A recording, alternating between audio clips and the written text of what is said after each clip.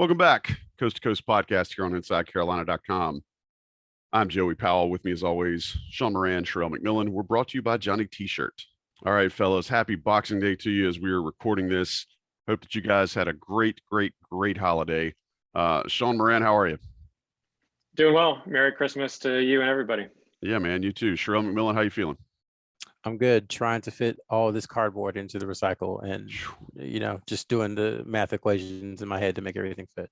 It does not work. there is no Tetris that has been invented that can allow you to properly put all of the cardboard, corrugated or otherwise, into the bin as it needs to go prior to recycling day pickup. But that is another lamentation for another day.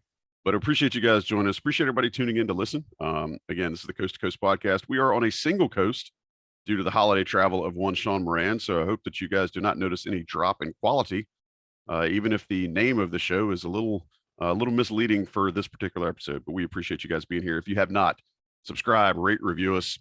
That's good stuff. It helps us provide better quality content for you, and also allows. Man, I'm in vacation mode here. I'm not on the top of my game, but allows us to provide good quality content for you, and puts us at the top of all of the search algorithms and all that good stuff.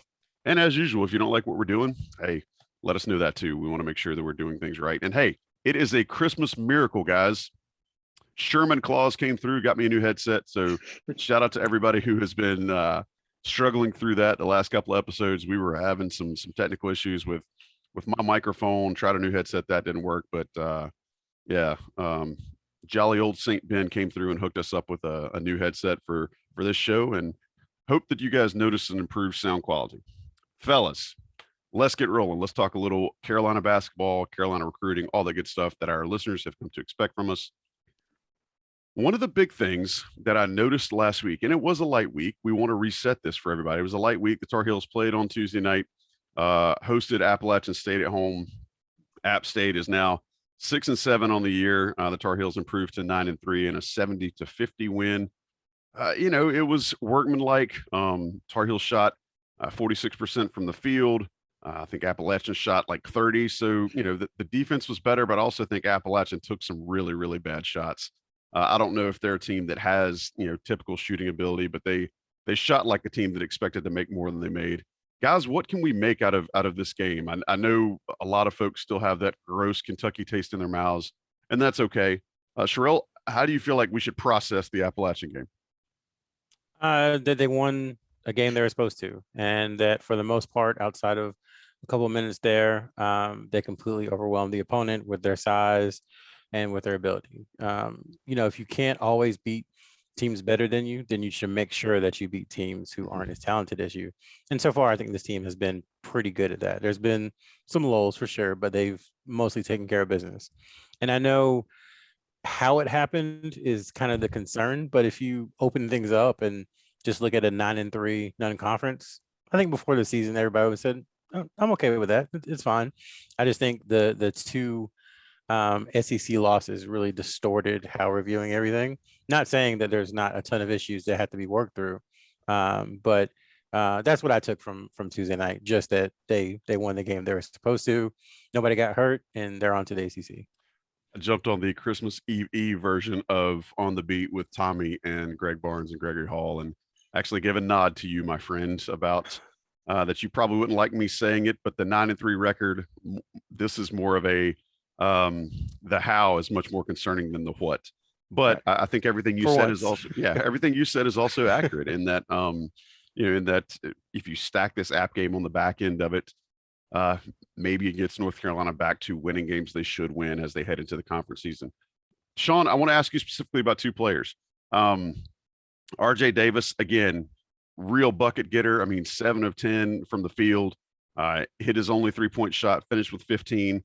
Not a great assist game, but the other things he did were good, but also just how workmanlike has Armando Bacot become. 16 and 10, 3 offensive rebounds. He was 7 of 9 from the floor. Just even had 2 blocks. I mean, the guy is just as old school as it comes. How do you feel like those guys prognosticate, or how can we prognosticate how those guys may contribute as the Tar Heels get into the meat of their conference play, starting with Virginia Tech? Well, I'll start with Armando first, because I feel we barely talk about him on this podcast because he is so workmanlike and he is just, for the most part dominant every game and the team's best player. So, I know we probably talked about him more at the beginning of his sophomore year, where he was starting to, showcase that jump with the increased playing time. And now it's just kind of become second nature. But, for going into the ACC play, I think with him, how will he deal with some of the length now that the teams will see a little bit more? Because that's been the one area that he struggled with a little bit in the losses. But from a overall perspective, he's kind of he's the one you don't have to really worry about. Now, RJ Davis played very well against App State. You mentioned the lack of assists, but I think it was really also the one turnover. So if he can keep, even if he's only getting a few assists a game, 2-3 assists, if he can keep the turnovers down, that will be extremely important.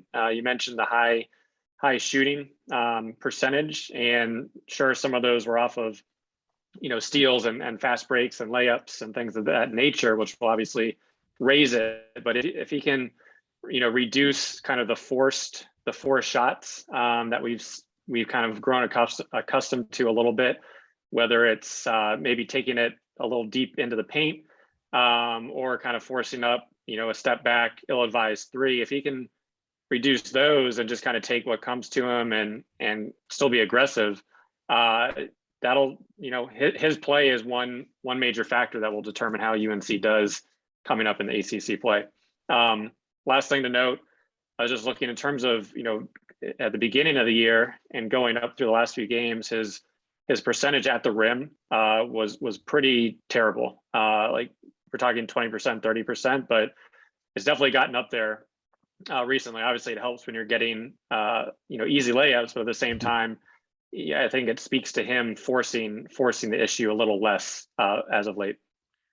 Yeah, those are great additions, and I'm glad you pointed those out for us. I think it's, you noted that we haven't talked about Armando a lot, and I think it is important that folks just remember and not take him for granted, because I think as you alluded, once you get into the meat of this season and things become that hashtag grind that we all joke about, it's not something that you should sneeze at, to have a guy that is almost a walking double-double.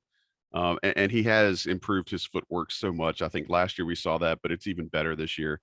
Just fun to watch. Now, coming into the Smith Center on the 29th, that's 3 days from today, they'll be hosting a Virginia Tech team that has got a what seems like a blue-collar style.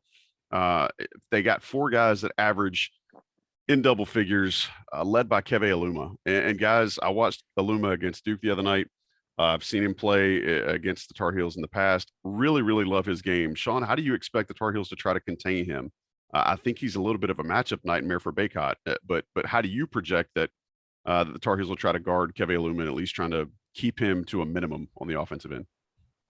Yeah, I mean, last year when they did face him, they held him to 9 points, and probably one of his least efficient games. Obviously, that team was a little different with a lot of the freshman shot blockers all over the place. But I mean, between him and Mutz, you have two, talented big guys that have some athleticism. So they kind of, bring something a little different. But at the same time, I think, how do you defend him? I think it actually goes to Armando on offense, and Carolina being aggressive offensively and making sure that he has to work on both sides of the ball. And it's a little difficult, if he's going to take 15 shots, that, his legs are going to be tired come the second half, because he is working so hard on both sides. But, for him, they're going to have to contain him, because while Virginia Tech, similar to UNC, does not shoot, a whole host of 3-pointers, they do knock them down, similar to Carolina, around 39%. So, that'll be something to watch, of making sure that UNC does not have to help too much when he does get the ball. So again, you're leading me right where I'd like to take you guys, and I appreciate that. You have said previously on this show that you want to see more out of Brady Manick as far as minutes go, and you've actually, I think, said that you'd like to see him start. Sherrell, talking about guarding a guy like Keve Aluma, I don't think Brady Manick is necessarily going to be, the next coming of Ben Wallace for anybody. But I have noticed, a greatly increased efficiency for the Tar Heels. And shout out to Adrian Atkinson for posting this on Inside Carolina. When Manick and Baycott are in the game, the Tar Heels are actually a plus 37, almost a plus 38 in overall efficiency with those guys. Do you think that maybe against a team like Virginia Tech, it would behoove Coach Davis and his staff to get a little more of that Brady Manick or Armando Baycott combination in there? Yeah, I don't think it could hurt. I was surprised when the numbers came out just how good the defensive rating is. It's 86.2, which is cooking with gas, as they say down here in the South. So yeah, I think you could see more of that. I think a lot of, and this is not anything to dismiss Brady Manick, and I want to tie it into what Sean's point was earlier, but I think it has more to do with Armando Baycott, just the high level at which he's playing. It doesn't really.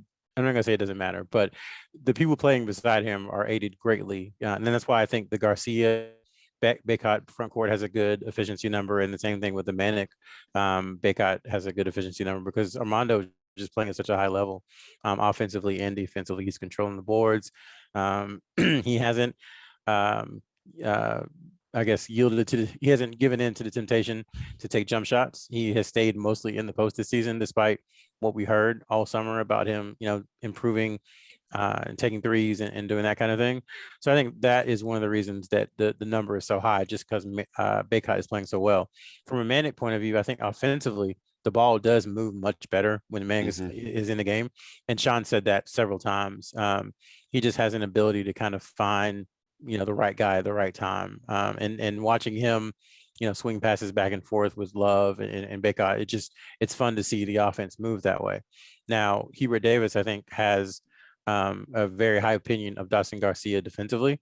So maybe he decides to lean on Garcia for, some coverage of Illuma in this game. But I don't think we'll see that much different than what we've seen before, in that there'll be, 23 plus minutes for Garcia, 25 plus minutes for Manick, and then Baycott will be up there with Love and Davis in the 30s.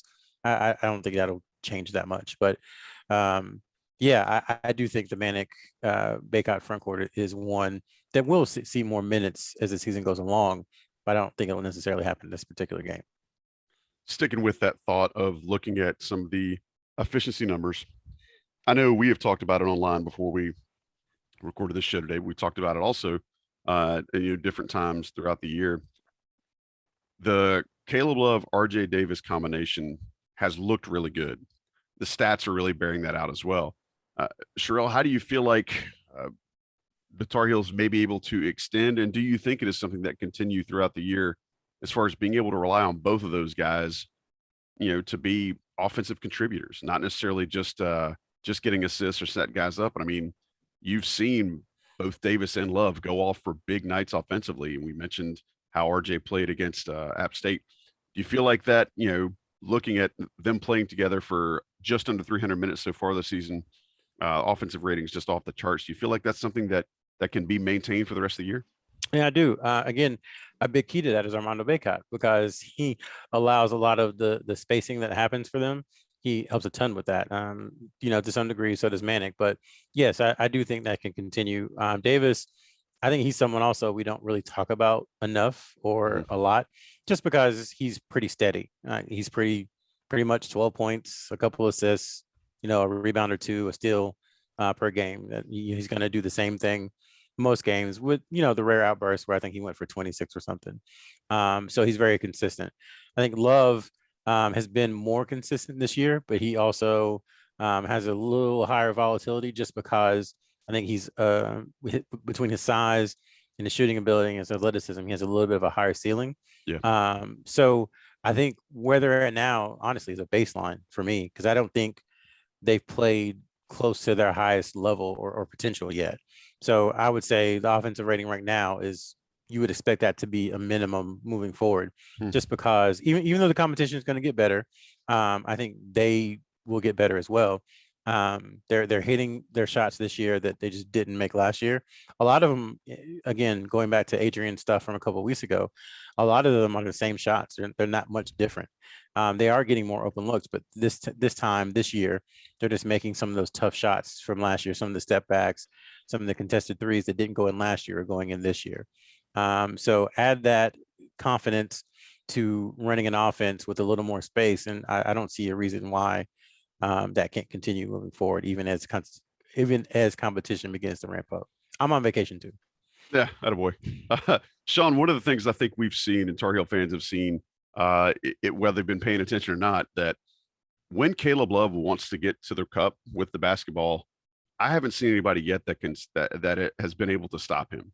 There have been times where, potentially in the past he was either a little out of control, but that seems to be fixed this year. What has changed in how he's approaching his offensive game when he gets the ball in his hands, and how does that make North Carolina different offensively? How does that provide them with another dimension? Well,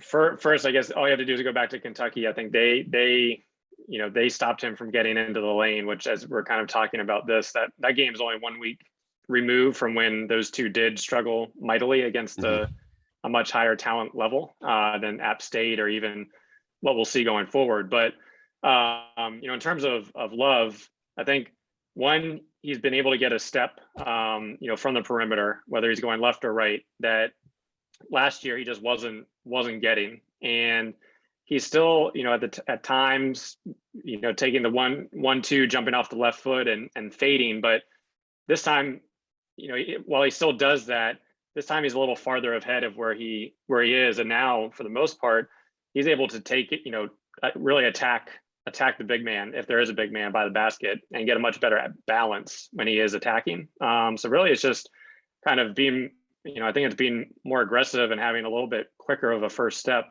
out on the perimeter, as well as kind of a more aggressive mindset of, I think just knowing what he wants to do versus sometimes thinking he wants to get to the paint and then not really knowing, what he's going to do with it. I mean, even against App State, I thought he had an open layup, but then he had the drop off to Brady for kind of the reverse layup. And that's definitely something we wouldn't have seen earlier. So, I think we talk about Love and Davis, and once again, if they can keep playing at a high level, then UNC can have a pretty strong ACC. But they're going to have to keep at that level, because we've seen what can happen if both of them are having off games at the same time. Sean, how much do you think that his hesitancy against Kentucky was just due to the fact that he hadn't seen athletes like that guarding him that close? Because I still think he was able to get to the rim. I think your point is spot on, though, that he didn't know what he wanted to do. I think having those guys kind of up in his shorts really changed his approach and his process with, just slashing to the rim, which he seemed to be effective at. How much of that you think is actually correlating to, Kentucky's game plan, which you've heard about, but also just a change in athleticism that he saw that he hasn't seen a lot of this year?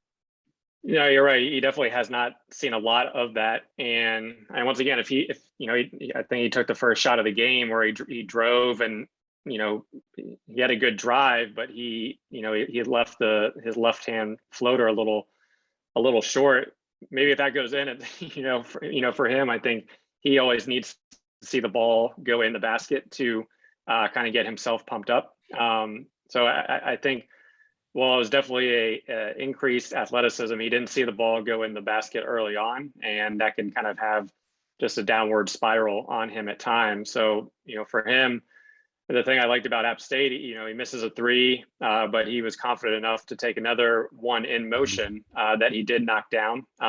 Sometimes you can kind of get mad at guys for just continuing to shoot from behind the arc without attacking, but for him, he was able to take it in motion, and it was a good shot. So I think in the ACC, I mean, you can look at the net rankings, whatever rankings you want, and the athleticism at the guard spot is not going to be what a Kentucky or Purdue had for the most part. So athletically, both the guards should be fine as they go through the full season. But it's can they be consistent and stay confident, because there is a lot depending on them offensively.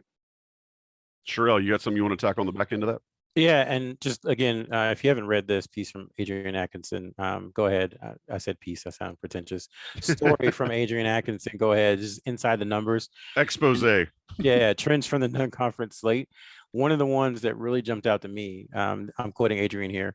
The Heels are shooting a sizzling 66.7% on 21 inside out threes. So basically, when the ball goes into paint, goes back out to the 3-point line for a shot, including a combined 12 of 15 from Davis and Love. So to me, that also says that the big guys need to look for them. Don't be a black hole when you get the ball into the paint. Look out to the perimeter because, Walton or even Leaky has shown that he can hit a wide open three. Davis, Love, Carolina shoots better. I guess anybody shoots better when their feet are set and when they're comfortable. So, that's something that the bigs can do a better job of, I think, all three of them is looking for those guys, once the ball goes into the paint. All right, Sherrell, I want to hit you with one more thing before we take a quick break. I mentioned before we did the show today, I don't know that there has ever been two inconsequential to a result shots that meant more to a fan base than seeing Kerwin Walton hit those 2 threes against App State the other night. Why don't you elaborate and enlighten myself and the listening audience about the chin wing pin down? So again, if you haven't read stuff from Adrian or from Trevor, who kind of is doing the film room stuff, highly recommended. Learn something every single time. And so as everybody knows, Kerwin Walton has been in a bit of a shooting slump. I think part of it is not really being in the rotation and playing a lot. But against App State, UNC ran what's called the chin wing pin down for 3. To me, it looks like kind of an elevator screen. Again, my basketball acumen compared to Trevor and Adrian is not very high. But I would take a look at it just to see really the whole story, just to see how Hubert Davis is putting in NBA concepts and putting in modern concepts into some of the stuff that Carolina has traditionally done. And the play looked great. Walton did what he was supposed to do. Manick did what he was supposed to do. And I think it was a big 3 just for the team to see it go through for Kerwin. For Kerwin, I don't know if it's that big of a deal, honestly, just because he is very much process oriented versus results oriented. I know that sounds cliche, but it is true. He's also someone who doesn't really get high or low or really anything. So just the fact that he's missed some shots isn't going to deter him from shooting again. So I think it was good for everyone else to see, but I don't know that it was a huge impact for Walton himself because his confidence really hasn't waned or isn't going to wane. But I do think it's good for the team overall that hopefully that can get him some more minutes back in the rotation because they are going to need him on those nights, like Sean talked about against Kentucky, when maybe the 2 other guards aren't having the best of nights. You need someone to fill that void from the perimeter, and I think Walton can still do that. Well, especially as we've talked about ad nauseum here, when you have a team of guys that aren't used to each other, anything that you can do to inflate your teammates' confidence in you is going to bode well for the entire group as the season goes along. Speaking of confidence, Sean Moran looks incredibly confident today, right? Not to say that you ever look sheepish or dare I say timid, but today you look incredibly confident. It's almost as if someone gave you a Johnny T-shirt gift card for Christmas. Would you say that's accurate? That's accurate. Sean told me before we got on the air today that his most favorite Christmas present that he received from his family was indeed a Johnny T-shirt gift card, which, as we know, you can use in store on East Franklin Street, or you can use online at johnnytshirt.com. Still take advantage of all of their amazing selection, brands, top of the line stuff, the most selective branding, beautiful gear that you're going to find with the UNC logo on it. You can't ask for a better selection than what they have or better prices than what they provide. And if you're an Inside Carolina premium subscriber, you get that extra 10 off the top, 10% off the top of their already great prices. You can find that code on the Inside Carolina premium message boards and use that.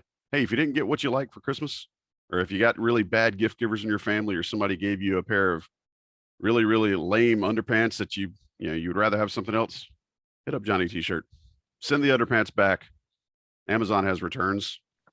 Send it back. Get your money. Spend it at Johnny T-shirt. We appreciate them sponsoring Inside Carolina content. want you to show your business to them and show them your love, not only at the end of 2021, but as we breeze into 2022. And any of you guys who are heading down to the bowl game in Charlotte for the Condiment Bowl here on Thursday, go get some new gear before you head down. You know, it's 70 degrees today, but the weather might be dicey, might be a little rain, might not, who knows. Early in the morning, some of us have a radio show at 8:30. You need to layer. Go to Johnny T-shirt, let them take care of you. Tell them you got referred by the Coast to Coast podcast and they'll give you a high five. We appreciate Johnny T-shirt sponsoring us. Hope that you will send them your love and your business. Right now, take a quick break. Let the folks that run the national ads in this spot drop said ads in this spot. We'll be right back. Talk a little bit of recruiting before we get out of here on the Coast to Coast podcast. All right, we are back. Thanks for sticking around. Been talking about UNC basketball and how the season has fared as they wrap up the non-conference slate. Now, talk a little bit of recruiting here. Sherrell, you've got some news for folks that may not be great, but it's also not something that's going to send anyone into a major emotional tailspin. But one of UNC's 24 prospects is dealing with a little bit of the injury bug, huh? Yeah. So RJ Jones, who we've talked about several times on this podcast, he's visited UNC, I think twice, once in October, and then again for, I think the App State game, actually. He has a torn meniscus. And so he's going to be out for 2 to 4 months, which is the rest of his high school season. So unfortunate for him. From what we can tell and talking to him, he's still thinks he'll be fully healthy. It's not a deal that's a long-term injury that could really get worse.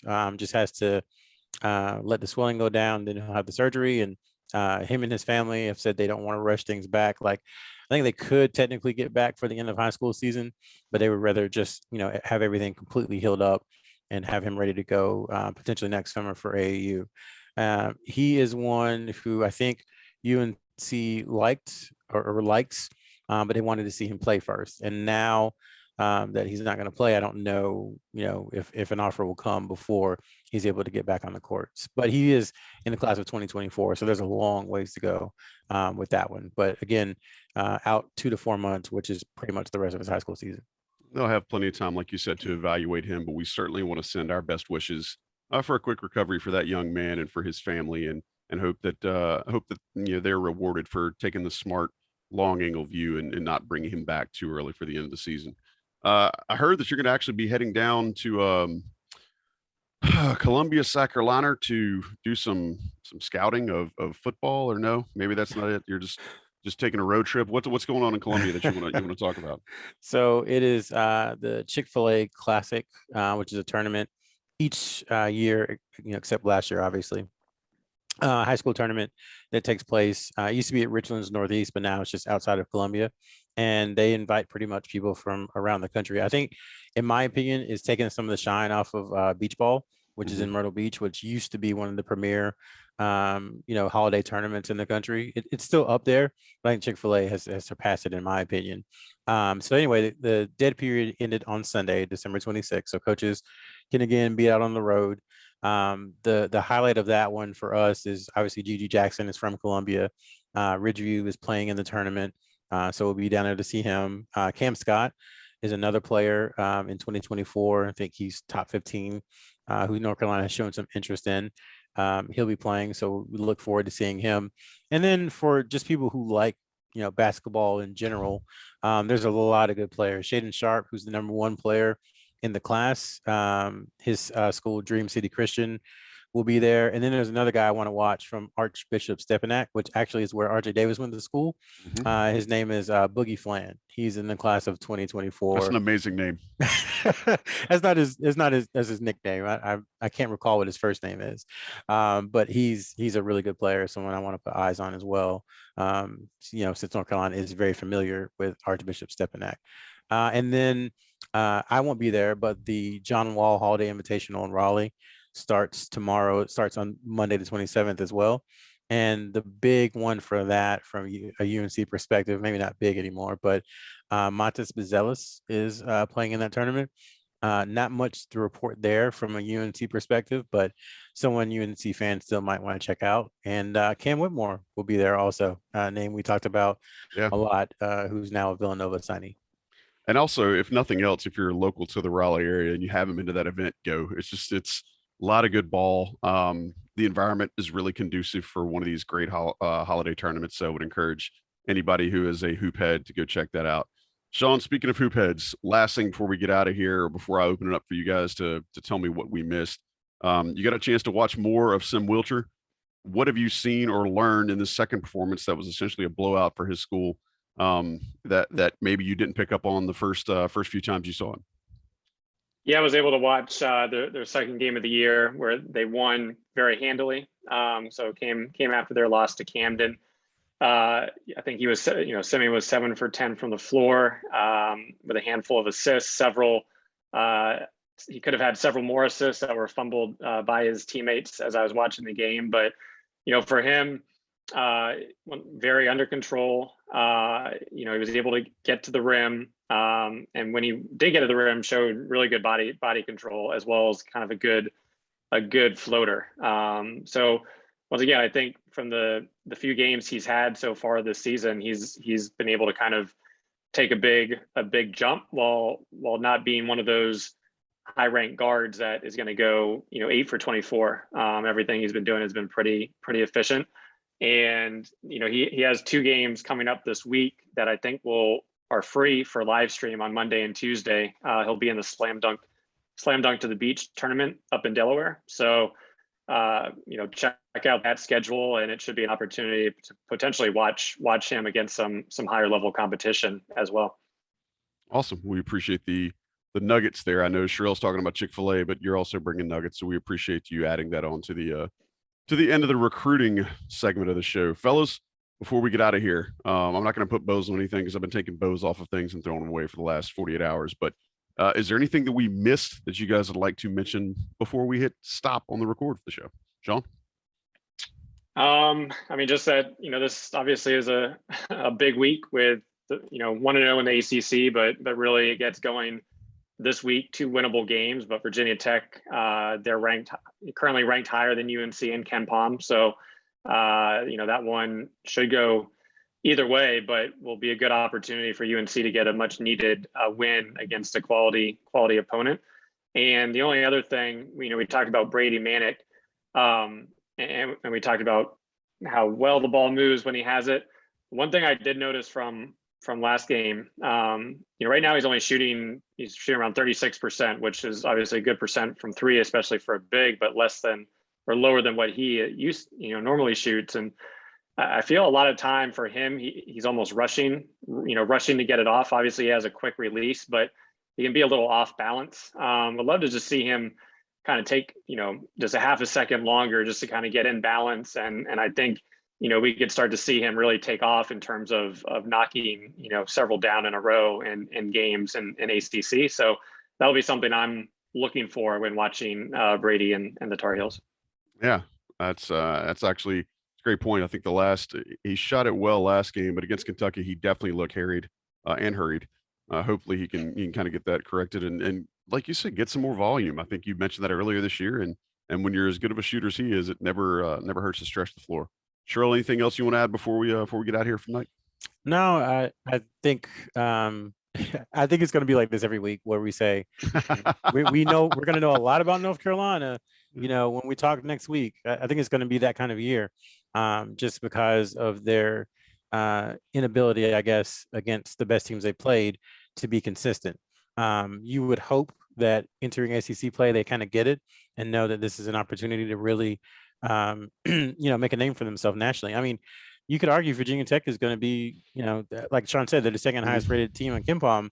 Yeah. Is this UNC's best, is this UNC's chance for a good win aside from Duke? Is this like their only chance, for the next couple of months? So just because this is the summer ACC game, I think shouldn't limit how we view its importance. And then, Boston College, as Greg has said many times, that's going to be a sleepy game. So for a team that has some tendencies to come out very sleepy, you have to hope that they can find their own energy in that game, because January 1st during the day in BC, nobody there. That's a tough place to get your juices going. So concerned about that, but I guess we'll see. And then one from not a Carolina perspective. I know we're not supposed to use these for shout outs. I'm sorry, Ben, please forgive me. But I wanted to give a round of applause to my nephew, Donovan McMillan. He made his first AAU team. He just found out. Ironically, he's going to be playing for Kenny Inge, former North Carolina State forward. So All right. big shout out. What class is he? Yeah, 20, Sean, 30 something? Sean I already don't wants to even do know. a video right up on him. I guess that would be 26, I believe. Yeah. Man, Yeah. I'm gonna have to get Ben to start looking at you're looking at your schedule like a year out and make sure that you're not kind of sneaking in some extra looks at a certain team because of some nepotism. Yeah. All right, I want to break my own rule here though. I know we're on the way out, but Sherrell, you hit on something that maybe might be worth delving into before we close the book today. What would it take out of North Carolina to make us not ask the same or not say the same questions every week? Like, do they need to beat somebody by 40 in conference? Do they need to, they need to have 5 guys, score in double figures for 3 straight? What do you need to see them do? Yeah, for me, I don't think it's to beat someone by 40 because we know they're capable of that. I think what we don't know they're capable of is bringing the same effort or I shouldn't say that, let me rephrase, is being consistent, over the course of not 5 games or 8 games, but of 10 or 15 or 20. Not to be fair, they haven't played 20 games this season, so obviously they can't have shown it. But this group, most of this group has together, and even then, it's been an issue. So I think for me, it's more coming out with that energy most of the time. They don't have to do it every time, just most of the time. And I think if they do that, then I would be satiated, I guess. If they're able to do that. But yeah, a 40-point win would be great, but it wouldn't really answer those questions because we already know they can do that. Sean, same question. I don't really think I think we will be asking that no matter what happens. Once again, the ACC not as strong as it normally is, but even you just look at the schedule and even the second week they play at Notre Dame and then Virginia, 2 teams that you would think they should be capable of beating, but those could go either way, and you can pretty much go on down the list of, well, it's a team they probably could and should beat, but I think a lot of these will be fairly close, and it's going to see are they able to pull it out. I think during the App State game they showed UNC as kind of a projected 7 seed, and if you're in that kind of 7 to 10 range, as we saw last year, a lot of these games are going to be toss-ups, or they'll win some and they'll lose some. But once again, from a talent perspective, if they can get things going, I think there's still a lot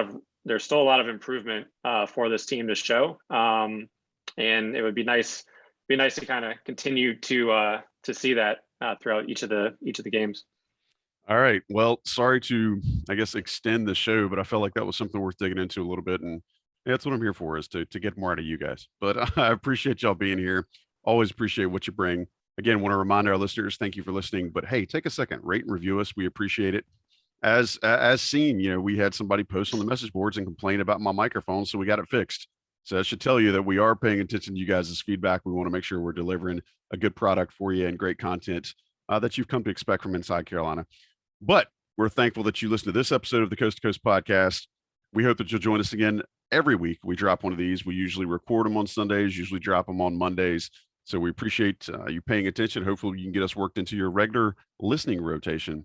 We're thankful for you being here. But until next time, for Sean Moran, for Sherrell McMillan, I'm Joey Powell. We'll catch you down the road. Late.